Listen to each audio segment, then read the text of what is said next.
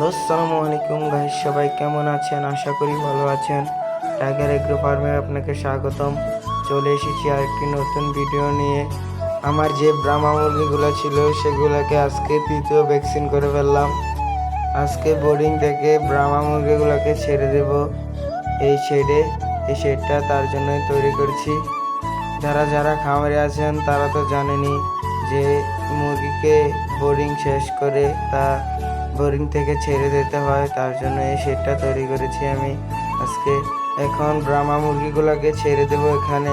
আমি এই ব্রাহ্মা মুরগিগুলো এনেছি আমার এলাকা একজন খামারি ভাইয়ের থেকে। তার বাড়ি আমার বাড়ির পাশেই। সে ব্রাহ্মা মুরগির প্যারেন্টস করেছে। আমি আলহামদুলিল্লাহ এই ব্রাহ্মা মুরগিগুলো প্যারেন্টস করব। সবাই আমার জন্য দোয়া করবেন, আমি যেন এই বাচ্চাগুলোকে সুস্থ রাখতে পারি।